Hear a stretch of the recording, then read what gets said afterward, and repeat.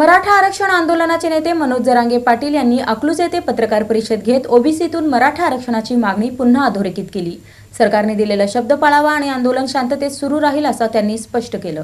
मराठा आरक्षण आंदोलनाचे नेते मनोज जरांगे पाटील यांनी अकलूज येथे पत्रकार परिषद घेत मराठा समाजाला ओबीसीतून आरक्षण देण्याची मागणी पुन्हा अधोरेखित केली। सरकारने दिलेला शब्द पाळून सगळेसोयरे अध्यादेशाची अंमलबजावणी करावी, तसेच आंदोलन शांततेच्या मार्गाने सुरू राहील असं त्यांनी स्पष्ट केलं।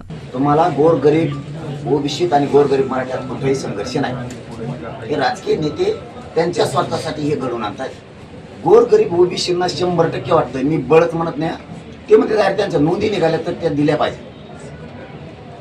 आमच्यातलं नका देऊ काढून, पण नोंदी आहेत म्हणल्यावर त्या दिल्या पाहिजे। एखादे जर वावर सापडले तर त्याला दिलं पाहिजे।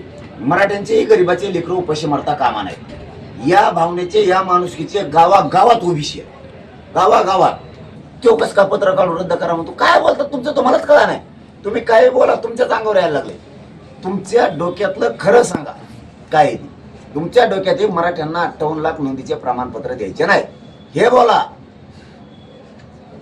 आणि ते कुणाचा बाप आला तरी मी रोखून देऊ शकत नाही। तुम्हाला गॅजेटेर द्यायचे नाहीये, कारण तुमचं म्हणणं आहे जरांगे पाटील हे पक्का आरक्षण मराठ्यांना द्यायला आहे। मराठा आणि जरांगे पाटील जर एकत्र राहिले तर हे पोरग पक्का आरक्षण घेणार, कारण मी ओबीसीतलं आरक्षण मागतच नाही त्यांना 2-4% आम्हाला द्या म्हणून। आमची नोंद सापडली तर कुणबी प्रमाणपत्र द्या म्हणतो। आता त्यांच्या डोक्यात 58 लाख जर नोंदी दिल्या, कुणबी प्रमाणपत्र 2-2.5 कोटी मराठा समाज आरक्षणाचा गॅजेटियर दिले तर ते सरकारी दस्तऐवज हे सगळं पक्का आरक्षण। डोकं लावून जरांगे पाटलांनी बरोबर मराठ्यांना टिकणारं पक्का आरक्षण दिलंय। मग काय करायचं आता? द्यायचं नाही, गैरसमज पसरवा। ह्यो कशानेच ऐकत नाही। मराठा समाज याला उघडं पडू देत नाही। एका जीवानं पाठीशी उभा राहतो, मी पण मराठ्यांच्या पाठीशी उभा राहतो। हे गैरसमज पसरता येईल का? शेवटचा डाव टाकून बघा, अशी त्यांची मिटिंग आहे। यावेळी त्यांनी मराठा समाजातील युवकांना शिक्षण व नोकरीत आरक्षण मिळावे, सरकारने वेळ काढूपणा करू नये, अन्यथा पुन्हा मोठ्या संख्येने मुंबईकडे मोर्चा काढण्याचा इशाराही दिला।